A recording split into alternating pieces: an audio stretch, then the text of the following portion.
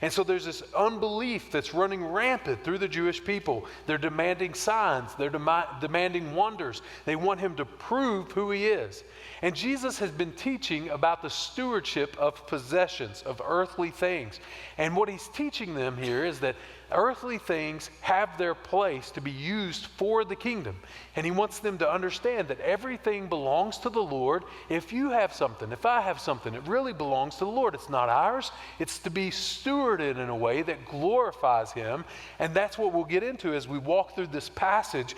And then we're seeing an expectation of the return of Jesus, and an expectation that has great anticipation for the people, not only of the Jewish people, but of the Gentiles as well. And so we see all of this coming to the point of this text. Now, something else that's interesting that's happened here is that many people that would hear Jesus tell this story, this parable, they may have thought that Jesus was trying to give political commentary on that day.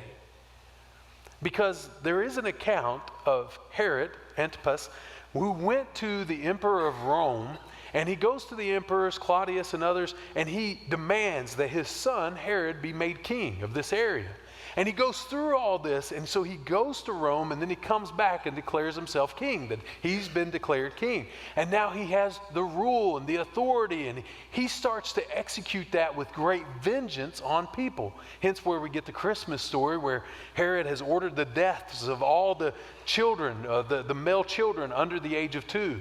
And so that puts it in context. And so you have these people hearing Jesus tell this account, and they're wondering, is he talking about himself, or is he talking about Herod? Is he talking about the politics of the day? This story doesn't seem to coincide with that at the end and all this kind of stuff. And so they're wrestling with this parable and what Jesus could have meant.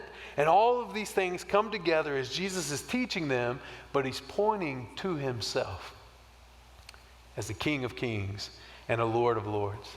You are reminded that when Jesus came into Jerusalem, as his parents came to the temple, you remember that time when they left Jesus at the temple?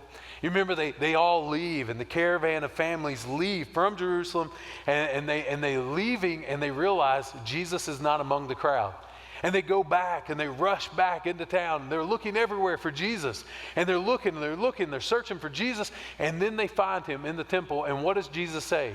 Well, you knew I had to be about my Father's business. And his obedience to the Lord and his Father's business is what earns for us a righteousness for ourselves that we could not earn ourselves. But it's also this picture that he exemplifies how we are to live our life in every day, in every way, for his glory, in obedience to the Father.